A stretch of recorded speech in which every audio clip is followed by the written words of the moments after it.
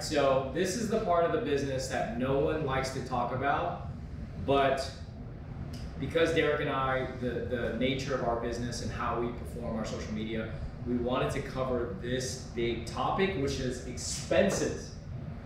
The math ain't mathing right now. This is very scary. This is actually the first time that we write this out. Normally, we have our P&Ls from our accountant every single month, but it is really fucking scary to write this out. So it's a lot of money, and we are starting. Daniel says that because he doesn't look at it as much as I look at it, though. Yeah. I'm looking at it more. I just make estimations in my head. All right, this is how much money we're bringing in. That's it. We supposed. We're doing this. Let's do this. And I'm like, hey, I don't know if we can afford that right now. Yeah. So we're just to give you a brief overview. If this is your first time on our channel, we are not even 2 years in the business. Mm-hmm. We will be 2 years in the business in this October. And we wanted to cover what a startup fulfillment center looks like. Granted, we are not your typical fulfillment center. We have many facets to our business. We have product development, we have media, we have fulfillment. And so we wanted to really show you guys an overview of what our fixed expenses looks like. Yeah, and running a fulfillment center is a very high overhead venture. So that's another reason why we wanted to talk about this is, people are like, oh, hey, I want to start a fulfillment center. And it's like, you got to think about all the overhead that really goes into it and how to make yourself profitable or, not bleeding money, right? So, so let's go through it. These are our fixed expenses. So first we're going to cover the rent. Rent is typically, depends on the size of your warehouse, right? You can expect to pay anywhere from 75 cents to $1.50 per square foot, depending on your location, the size of your warehouse, things like that, right? So our rent is right around this range. It'll probably jump up. This is actually a lower number. We've actually been able to negotiate some really good prices for our leases and ways you can bring down your rent.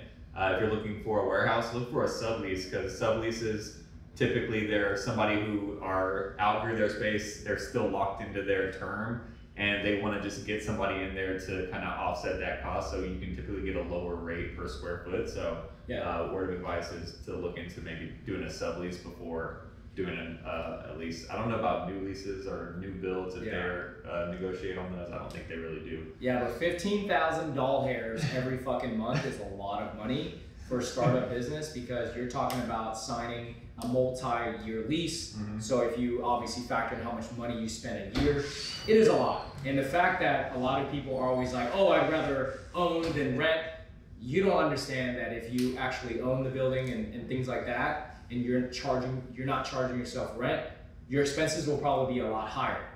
In the perspective of adding to what Derek also said, is if you also don't care about location and the way that your building looks, your rent is probably going to be cheaper. You can go with an older building that might have more issues or whatever, but like for us, we cared about aesthetics because the nature of our business and the model of our business, we really cared about how it looked. So if you don't care, your rent will probably be lower than 75 cents. It could be even 50 cents gross. Yeah. So and also the more square footage, the lower that per square foot number goes as well. So it's like 100,000 square foot, it might be 25 or whatever. Yeah. So the next one is the worst part though. The next one is a bitch. Insurance is $3,500 every month. And the insurance is expensive for this kind of business because we cover our employees, we cover if workers' comp, whatever that may be, but also covering all of the products that are here. You have to, right? In the form of fires, natural disasters, or whatever that may be. Your clients' brands are trusting you with all of their basically inventory. All of their money is here. And so you have to spend a lot more money to actually cover these products. And we have a few $1 million. Yeah, so you want a general liability to cover if somebody gets hurt. You want workers' comp to cover your employees, and then you do want a excess liability for all the products in your warehouse, right? And depending, you'll want to run the value. That's why it's important to get make sure your clients are giving you the correct values of what you're holding.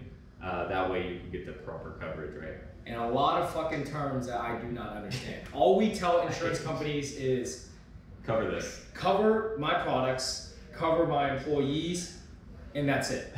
They give you all these fancy terms that it's just another way for them to charge you thousands of dollars a year for. Yeah, you can go a step further and get like cargo insurance to cover excess coverage on your shipments you're shipping if you do out. logistics, yes. Yeah, if you're in logistics, you can get insurance to cover, you know, if you're shipping stuff by sea and a container falls into the ocean, you can insure that. So there's literally insurance for everything. I think you guys know that. So that gives you a perspective. That's $42,000 a year that we spend on something that we probably never even have to fucking use, but you still gotta pay for it anyways. Yeah. And my thing is like, insurance, can you credit me back if I don't ever use it? No, they ain't gonna credit you back. So you always get that perspective. It's kind of like free money for them sometimes. It is free money, yeah. So the next one's payroll. This is a mandatory, right? Like Derek said, high overhead business, lots of employees, lots of manual labor. In addition, we always strive for like high talent individuals on the product development side, the fulfillment side. You know, we like to really hire from the top down. And sometimes as a startup, you have to tell people like, hey, like trust in our vision, like, you know, we're gonna help you get there, like things like that. So yeah, and then if you are the owner, you should be paying yourself a salary as well, right? Depending on the structure of your LLC, but you want to make sure you have a salary. So Daniel and I just started paying ourselves as well this year, but we don't make a lot. I think in total we have about 15. Between part-time and full-time employees. So. Yeah. So $40,000 a month is our overhead in payroll. Just to give you a perspective, that's not including that. So that's not including temp workers that we also will have. These are just fixed every single month. This is how much we're spending. We, you know, when we have high seasons or things like that, like Black Friday, this payroll goes way up just because we hire a lot of temp workers, and those are very expensive because you have to pay the agencies and whatever that may be. So. But yeah, I mean, this is payroll. This, like Danny said, this is all-encompassing for all the businesses and all the things that we're running out of this business. So yeah, and this is expected to go up. So high overhead business. All right, so the next category is miscellaneous. What the fuck do you spell miss? Just MISC, bro. Like, let's not even try. So miscellaneous is like when we go out to like get burgers or buy lunch for our employees or things like that. We don't really buy anything else that's not a necessity for this business. Sometimes we have like office supplies that we do. Yeah, you can include office supplies. Yeah, miscellaneous office supplies. Yeah. Things like that. So we like to go to Chamburger. We like to go to Chamburger. We like to go to Chiba Hut and things like that. So our miscellaneous is around $1,000 a month, and this is not even a necessity. You don't have to have it. If you want to do whatever, you don't have to have miscellaneous. But this is also included with office supplies, so maybe that cut that out. Cut that down. Yeah. The next one is internet. So internet, obviously a necessity. Someone's going to the restroom. Fernando, don't fucking blow it up. So internet is obviously internet. We have to have commercial, and that's $300 a month. And we have to have upgraded internet, right? Because our whole business strives or thrives on the internet. So we have a very low processing speed. Well, shit's not going to get scanned or whatever, right? So $300 a month, which is, you know, perfectly reasonable. You know, then you normally incur that everywhere. So the next one is a massive one. That's software. Software is something that we use for all of the facets of the business. And that includes the WMS, our CRM, and our PLM software, which will cover the product development as well as the fulfillment, and that is $5,000 a month. This is so yeah, that also includes other things like our accounting software, you know, QuickBooks, your website subscription, Adobe for the creatives. You know, there's so many different things that add up if you're not really paying attention. You know, just, oh, let me do this monthly expense here, like it all adds up. So, but honestly, everything we use is actually a necessity for our business, right? The CRM is how we communicate to our clients, how we're handling day-to-day operations. The WMS, obviously everything needs to run through that so that we can accurately pick and pack orders. And then the PLM helps us stay on top of measurements and everything like that on the product development side to make sure we're keeping track of, you know, we have, I don't even know how many SKUs we have, but it's probably hundreds of styles and seasonings. So we have to have a way to track all this stuff. Yeah, and with the product development side, we don't like to have like a bunch of Google Drives and whatever. So we need our assets that we design for our clients to live in one software, which is our PLM software. It's called Backbone.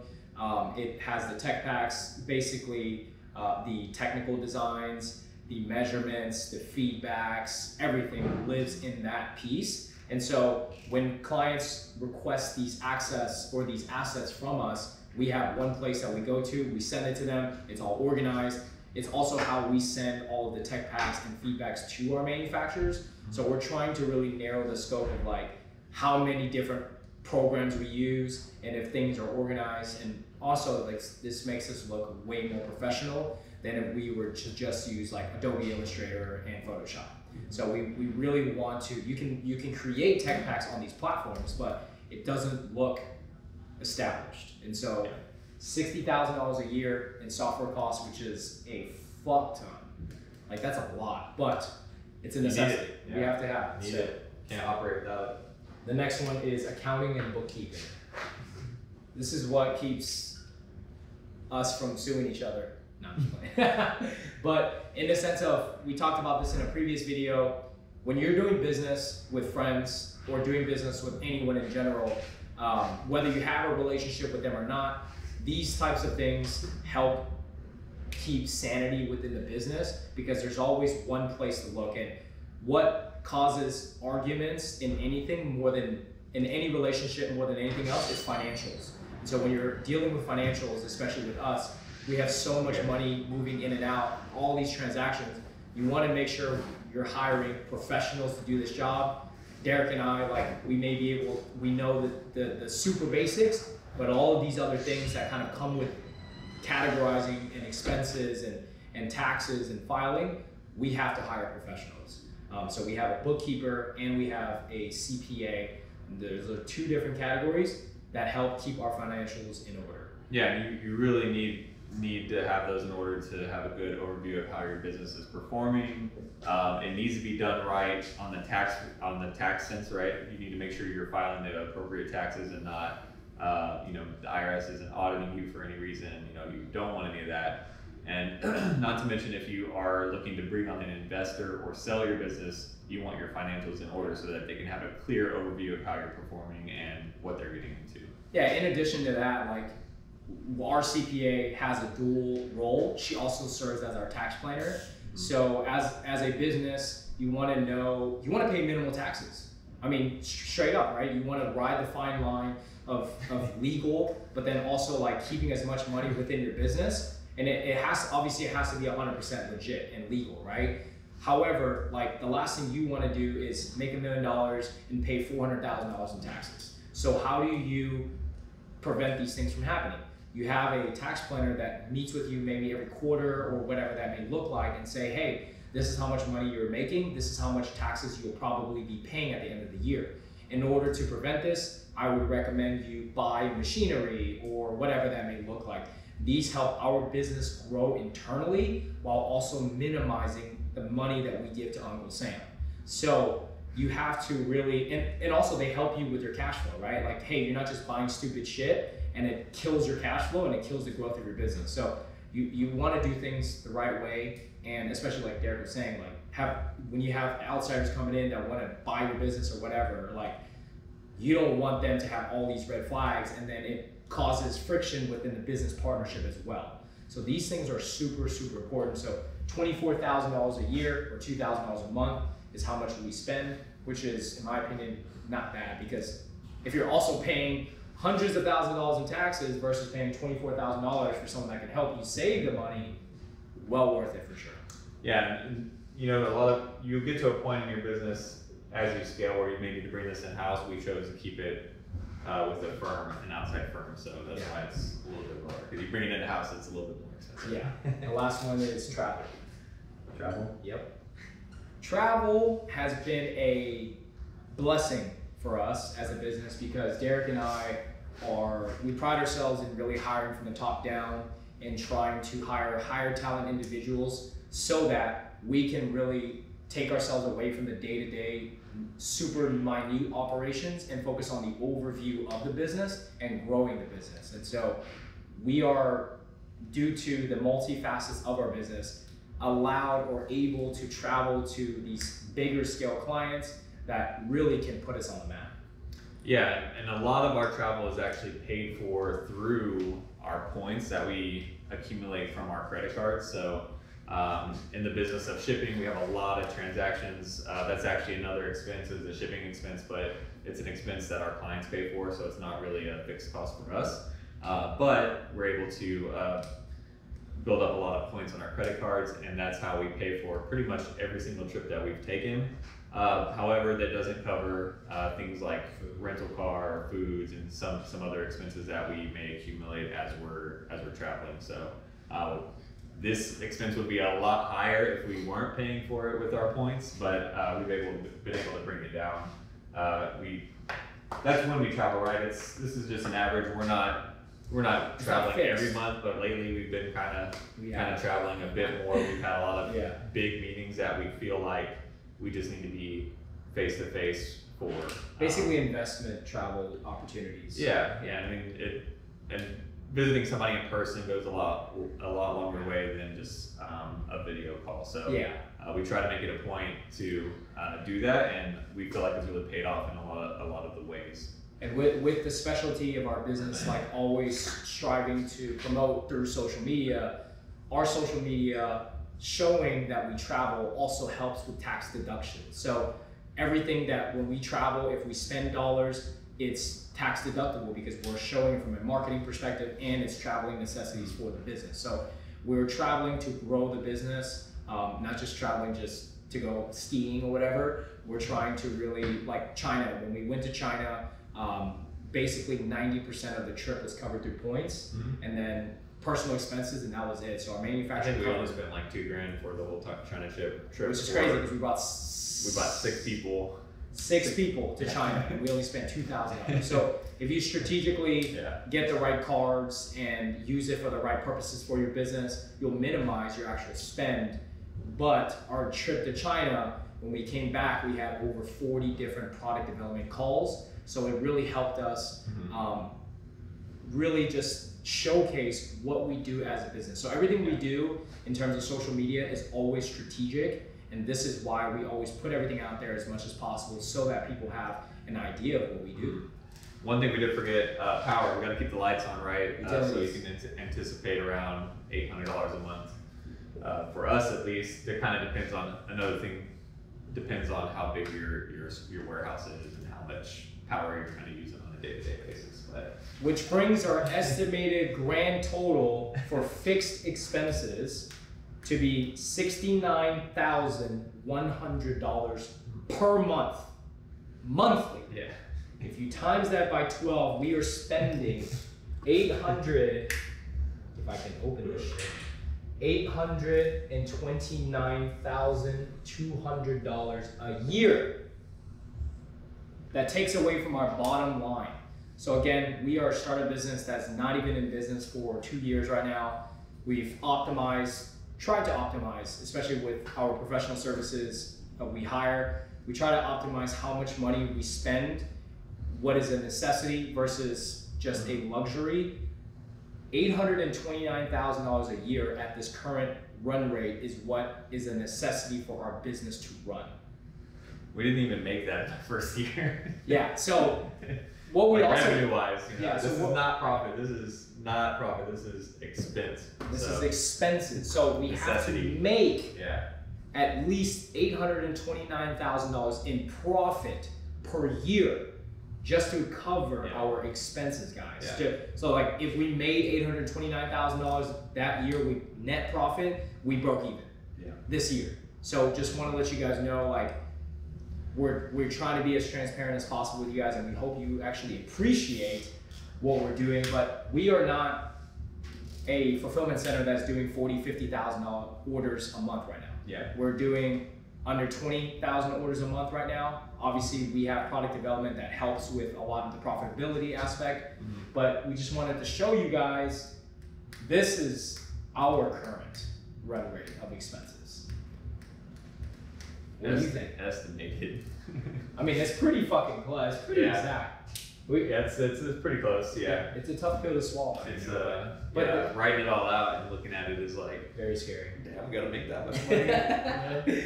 But just wanted to show you, like, obviously this is this is where we're getting to now. This isn't where we have been in the past. Obviously, we've scaled up to this, right? We didn't start off with this high of expenses. We've bootstrapped everything that we could. We've kept everything that we've done very minimal and as low cost as possible. But I think that's helped us to get to bringing in, these different type of softwares, hiring multiple different employees, and bumping up some different things. The rent has gone up because we've taken over the full space and additional spaces and things like that. So we're hoping that we're just making the right decisions to continue to scale our business. And we also put a lot of the profits back into the business, and that's also why this number is higher, right? We could very easily be as hands-on as possible, not hire as many people, do a little bit more work ourselves, and try to take home more profits. But we're trying to scale with this, right? So we could probably take off another $200,000 in net profit if Derek, me, and Austin are in the actual warehouse. To be honest, and bootstrapping it. However, these are all the things that we spend money on are also investment pieces for us, so that it allows us to go out there, get more business, be aggressive, and just focus on the actual working on the business or above the business, rather than working in the business.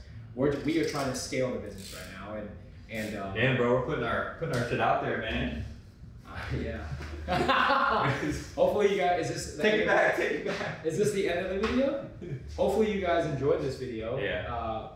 When are we uploading this one? Next week or? This will go next week. It's already been 23 minutes. So this will be a full video. Oh, this will be a full video. That's great. But yeah, we just want to show you, we've had people really had, I think, over 10 people, DMing us. I get messages all the time, hey, I want to do this. I want to start this. Where do I start? But be ready for it. If you do it the right way, you start scaling exponentially. Year 2, you may already have close to $1 million in expenses. So very, very high overhead business, very, very low profit margin business. So you have to get creative with the services you're offering and things you do to be profitable. And you just got to get, like we said, it rides a lot on your client performance. Sometimes there are things out of your hand. There may be a month where our clients all have a down month, and then what does that mean for us? We have to figure out the scheduling and make sure we're not overstaffing and biting into that profit number, right? So you just have to be very strategic with this business, man. It's a very, very difficult thing, and we're blessed to be in the position we are, but we're going to continue to scale it as much as we can. Fucking scary number.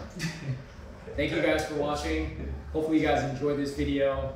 If you're a client or if you are a brand and you have a lot of volume, reach out to us and we would love to do your fulfillment. We have robotics coming in. But yeah, hopefully you guys enjoyed this video. Thank you so much for watching. Don't forget to like, comment, share, subscribe, and we'll see you in the next one. Fox using my whiteboard.